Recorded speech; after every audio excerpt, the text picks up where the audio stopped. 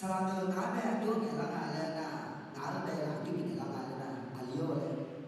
저 자도 또한테 미야 요새 세마 몰라 미야 마마 잘해 그걸 나도 미면매로 아직 미네 가는 나도 도저야 저래가 마야마야 막나 에코니 미야네 다 지켜 미야네 아요가 미고래 예로다 그래 지미네 가 거기 미다가 아 사라 내게 줘다가 아 홍명에 다나가 붙이고 돈에 그 사다 미야래 나 자도 돈도라 허지도 돈으로 나한테 너가 그 안이 말해 나는 저도 너 다도 떠나거든 너 안이 유지라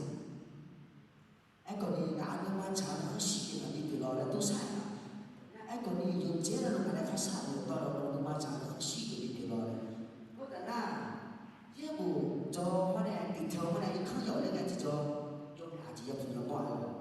나저 자가 보여 뭐 여호 지바 영 아직 뭐 매로 ai còn đi khai yang phụ khai yang mong nga à nhưng mà là phê bây giờ anh cho đủ đấy bây giờ anh cho đủ đấy nga kiểu sai rồi như thế này dùng con nó đã nhưng mà là phê thường nga trong mong nga bây giờ sắp tuổi rồi là điều cho là nga bây giờ sắp tuổi nga là điều em muốn chả nga những cái điều nhưng mà nga bây giờ chỉ là phê em cảm thấy rồi 자, 제가 가리라 그러잖아. 아요, 자, 요술이라네. 그래도 또 요지요, 또 요술이라네. 알로, 뭐 자기도 나는 또 요지네. 나가 내가 나를 받아봐내 뭐, 거기 칼리 나가 그 쪽으로 받아봐내. 나가 내 말에 그거야, 말로. 여기가 저도 말로가 대부분 지나고 또 말로. 지안하나. nó để gì là pha chỉ để nó một cái nào nó chỉ là do họ bây giờ cái là nó chả họ để nó các người nhà lên là nó bây giờ là cái này nó bây giờ là cái này là ayo tôi để sao chứ ayo tu chỉ là đi đâu mà để gì để là suốt cái nếu người ta để nó hơn chỉ để là nhiều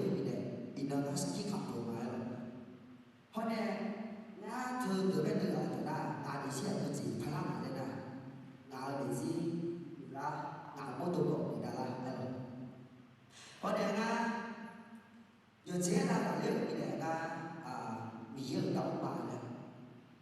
miếng đi chụp bà này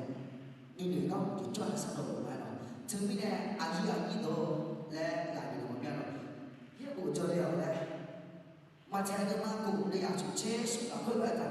nó tạo cháu tôi chỉ một bộ nào